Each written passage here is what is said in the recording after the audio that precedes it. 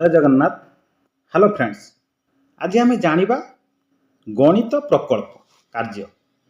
ये जो मैथ्र प्रकल्प कार्य मैथ प्रोजेक्ट वर्क माने समस्त अति इम्पोर्टाट, किंतु ये जो गणितर प्रकल्प कार्यटी को आम सहज उपाय किपरि क्लास 5 पिला करि परिबे से विषय जानिबा। ये जो एनुअल एग्जाम हबो 2025-26 तेणु से जो शिक्षा वर्ष आमर ये 2000 मार्च 2026 ये परीक्षाटी हम। तेणु तापाई आम जानिबा समस्त किंतु ये फेब्रुआरी मासरे चेष्टा करेंगे प्रोजेक्ट वर्क काम सारिबा आपणकर जो FA1 FA2 SA1 एवं तार जो प्रकल्प कार्य जो लिखित कार्य सबू तार मार्क को रेडी कर देथिबे एई फेब्रुआरी मासरे। तापरे एनुअल एग्जाम हबो। एनुअल एग्जाम परे परे से एनुअल एग्जाम मार्क आपण हिसाब करिकी इंपोर्टेंस अनुसार हिसाब करिकी रजिस्टर चढ़ेबे आपन को सहज हबो। तेणु देखिबा आम सहज उपाय किपरि करिबा। आपण अति गभीर को जिबेनी। जने पिला फास्ट से एबे प्रोजेक्ट वर्क करूची प्रकल्प कार्य करूची, तेणु ताकू आपण 6, 7, 8 पिलांग पाई बा जो 9, 10 अछन तांको इम्पोर्टेंट से माने टिके भलो कठिन करि परिबे, किंतु एमान इजी उपाय रे करिवे से माने जेमिति नर्वस न हेबे।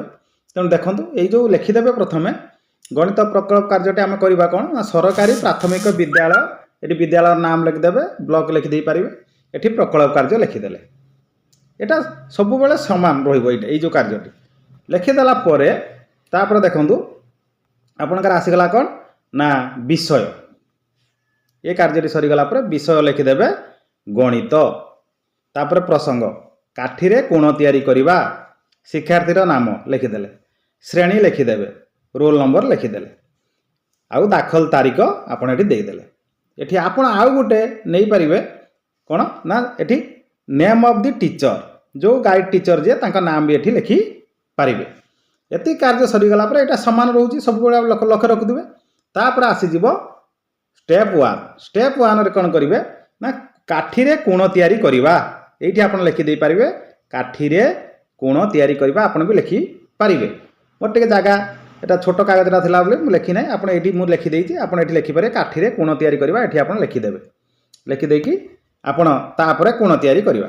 देखंतु ए जो कोण तैयारी करिबा मु एटा को कलम रे आपन को डॉट रे ये कर देइछि कोण गुडाक।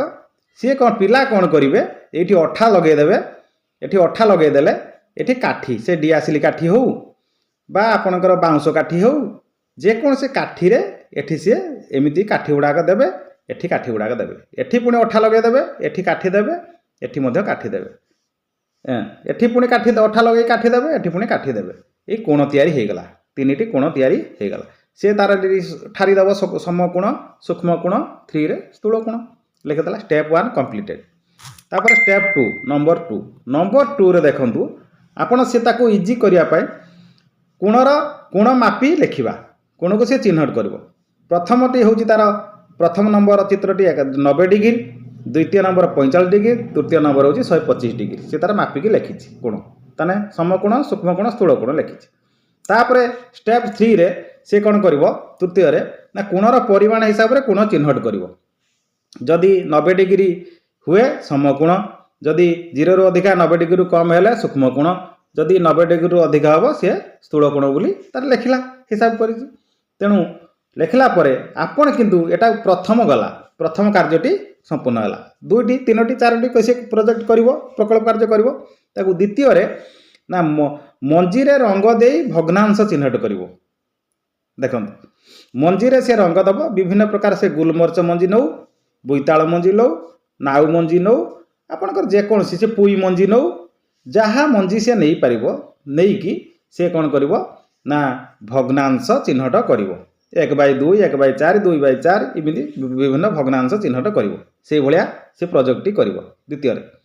तापरे तृतीय रे संख्या ग्रिड 1 रु 40 मध्य रे संख्या नबो, 1 रु 40 मध्य रे संख्या नहीं कि से संख्या ग्रिड करिवो। देखंतु ए जो से रंग दब 1 रु 40 से केते नब ना 1 रु 40 मध्य संख्या नहीं कि संख्या ग्रिड तैयारी करिवो। एई संख्या ग्रिड किपरि तैयारी करिवो आमे जानिबा।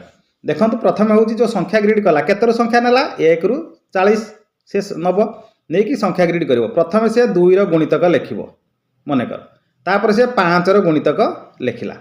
एठी गुणितक गुडा लेखिदबो। लेखिदेला परे एई 2 रो गुणितक रे से नाली चिन्ह दे देला, नाली चिन्ह दे देला। 5 रो गुणितक रे से कला चिन्ह दे देला। एठी उभय जा देहर संख्या गुडा थिबो सेठी से सबुज रंग दे दबो बा जे कोनसी तीनोटी रंग रे से काम करिवो। कला परे कोन 2 आ 5 रो जो संख्या गुडा रहिला सेठी से सबुज रंग देई दबो। ताने गुणितक आपण जानिचंती बेटर।